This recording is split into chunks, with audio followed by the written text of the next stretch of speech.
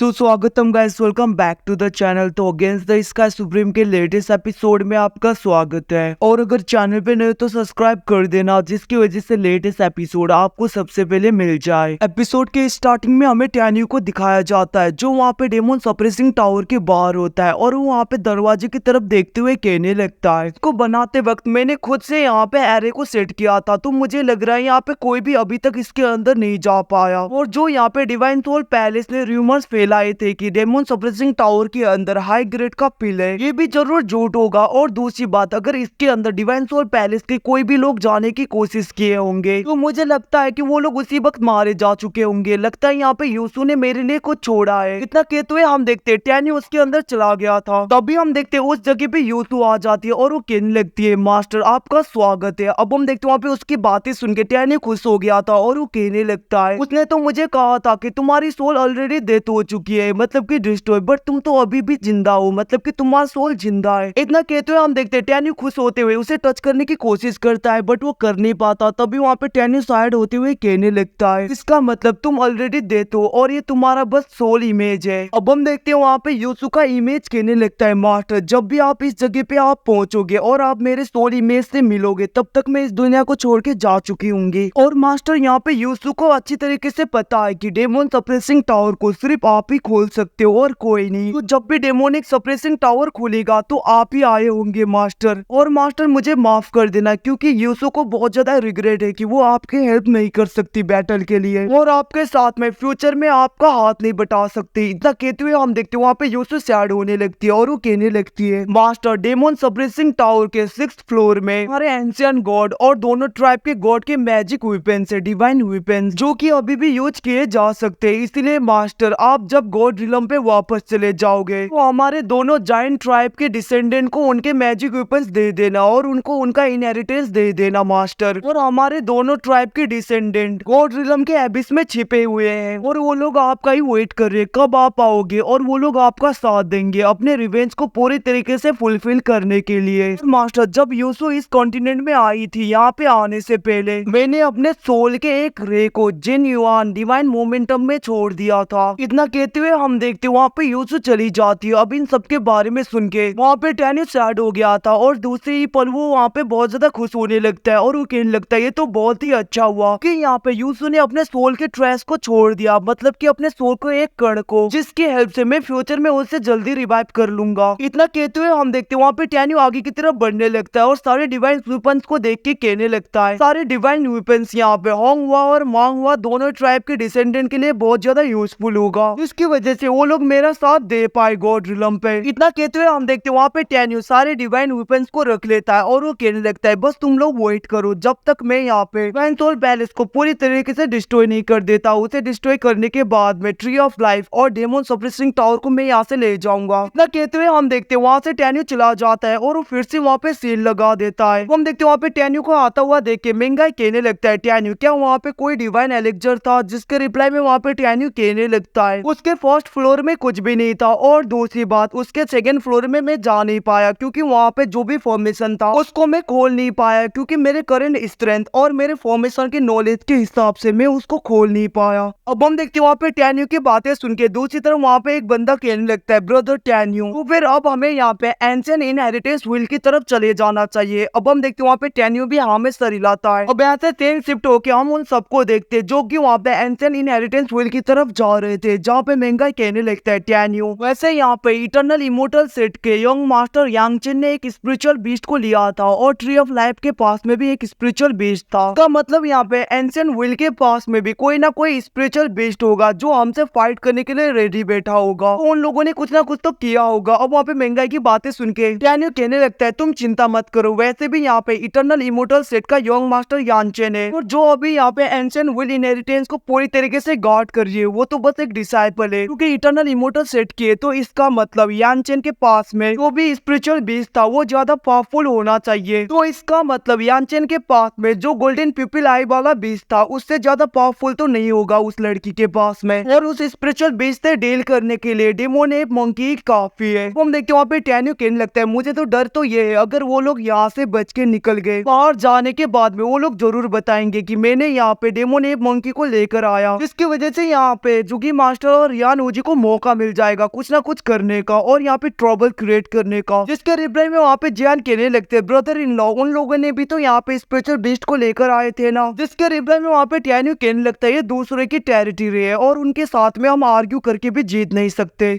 अब हम देखते हैं सब कुछ बातें सुन के दूसरी तरफ जियान को गुस्सा आ रहा था बट हम देखते हैं मेंगाई उसे चुप करा देती है। तभी हम देखते हैं वहाँ पे एक डिसेबल कहने लगता है टैन्यू का मतलब अब हमें यहाँ पे उन सबको जल्दी से जल्दी जैसे भी करके पकड़ के मार देना चाहिए। अब उसके बातों को सुन के दूसरी तरफ टैन्यू कहने लगता है हम सबको मार तो सकते बट हम अभी भी यहाँ पे यानचेन को मार नहीं सकते। अगर हमने ऐसा किया तो इटर्नल इमोर्टल सेट पूरी तरीके से गुस्सा हो जाएगा जिसको कि हम अभी के लिए अफोर्ड नहीं कर सकते क्योंकि जैसा हमारा सेट का कंडीशन है उस हिसाब से अभी सब कुछ हमारे फेवर में नहीं है। अगर हम यहाँ पे फाइट भी करेंगे उनके सेट के साथ में तो हमारा सेट के हारने के चांसेस बहुत ज्यादा बढ़ जाएंगे। इसलिए सबसे पहले तो हमें एंसेन विल के इनहेरिटेंस पे जाना होगा और सबको मारना होगा यानचेन को छोड़ के। अब हम देखते हैं वहाँ पे टैन्यू की तरफ देखते हुए मेंगाई कहने लगते टैन्यू अगर वो सब लोग वहाँ पे नहीं हुए तो तभी हम देखते हैं वहाँ पे टैन्यू कहने लगता है अगर ऐसा हुआ तो अच्छा नहीं होगा। मुझे जहाँ तक लग रहा है वो लोग यहाँ पे दो ग्रुप में बटेंगे और दोनों टेलीपोर्टेशन एरिया की तरफ जाएंगे। इसकी वजह से कोई ना कोई यहाँ पे बच के निकल पाए। अगर ऐसा हुआ तो ये हमारे लिए अच्छा नहीं होगा। कहते हुए हम देखते वहाँ पे टैन्यू सब लोग आगे की तरफ बढ़ गए थे और एक जगह पे जाके ये कहने लगता है लो यार जल्दी से यहाँ पे सर्च करो कोई है या नहीं। तभी हम देखते हैं वहाँ पे डेमोने मंकी अपने सेंस का यूज करने लगता है और वो कहने लगता है मास्टर इस जगह पे कोई नहीं मतलब कि 30,000 मील के दूरी में कोई भी नहीं है। अब हम देखते हैं वहाँ पे उसकी बातें सुन के टैन्यू कहने लगता है ये अच्छा मौका है। इतना कहते हुए हम देखते हैं टैन्यू स्प्रिट बोट को उस लेक के अंदर डाल देता है मतलब कि उस पोंड के अंदर। वहाँ पे जाने के बाद में एक डिसेबल कहने लगता है ये तो बहुत ज्यादा वियर्ड है क्योंकि इसके अंदर तो कोई भी मोस्टर्स नहीं। जिसके रिप्लाई में वहाँ पे टैन्यू कहने लगता है तुम सबको घबराने की जरूरत नहीं क्योंकि इस लेक में गॉड का ब्लड मिला हुआ है जिसकी वजह से कोई भी मोस्टर इतना ज्यादा हिम्मत नहीं करेगा कि वो इसके अंदर आ पाए। हम देखते हो सब लोग वहाँ पे एंशिएंट इनहेरिटेंस के गेट पे आ गए थे जिसके अंदर होता है एंशिएंट इनहेरिटेंस का विल। हम देखते हो वहाँ पे टैन्यू मेंगाई और जियान की तरफ देखते हुए कहने लगता है तुम लोगों की करंट सिचुएशन के हिसाब से लोगों को यहाँ पे कोई भी इनहेरिटेंस की जरूरत नहीं इसलिए तुम लोग यहीं पे रहोगे और लो यान तुम इनका ख्याल रखना। कहते हुए हम देखते हैं टैन्यू उसके अंदर चला गया था और वो कहने लगता है जिसको यहाँ पे आना है मेरे साथ में वो आ सकता है। हम देखते हैं सब लोग वहाँ पे टैन्यू के साथ में चले गए थे। इसी तरफ हम देखते हैं वो लोग उस जगह पे पहुंच जाते हैं जिसके आगे एक कॉरिडोर होता है मतलब कि एक ट्राइपॉड। तभी हम देखते हैं वहाँ से एक आवाज आने लगता है जो कहने लगता है इनहेरिटेंस को पास करने के लिए लोगों को यहाँ पे सोल रिफाइनिंग रिलेम के एक बहुत ही ज्यादा स्ट्रॉन्ग पर्सन होना होगा और तुम्हारा सोल भी बहुत ज्यादा पावरफुल होना चाहिए। उसके बाद में तुम सब यहाँ पे क्वालिफाई हो। अब हम देखते हैं वो सब लोग वहाँ पे उस कॉरिडोर के पास में चले गए थे जहाँ पे में से आवाज आने लगती है कि तुम सबको अपना सोल ब्लड देना होगा। अब हम देखते हैं वो लोग सब अपने लाइसेंस को देने लगते हैं जिसको वहाँ पे उस कॉरिडोर के अंदर डाल दिया था। अब हम देखते हैं एकदम से वो लोग वहाँ पे हिप्नोटाइज हो गए थे बट यहाँ पे टैन्यू को कुछ नहीं हुआ था। तभी वहाँ से मोस्टर आने लगता है मतलब कि एक इविल मोस्टर आता है इविल गॉड जो कि कहने लगता है बेवकूफ कहीं के वैसे तुम लोगों का ब्लड एसेंस बहुत ज्यादा पावरफुल है इतने छोटे हो फिर भी कोई बात नहीं तुम सबको रिफाइन करने के बाद में फिर से मैं रिबर्थ हो जाऊंगा खुद को रिबोर्न कर लूंगा। ना कहते हुए हम देखते हैं वो मोस्टर वहाँ पे मतलब कि वो इविल गॉड कुछ कर पाता उससे पहले टैन्यू सबको पीछे की तरफ धकेल देता है। टैन्यू उसको अटैक से बच के नीचे की तरफ आ जाता है। तो गाइस इसी के साथ एपिसोड खत्म होता है। Thank you watching bye see you again.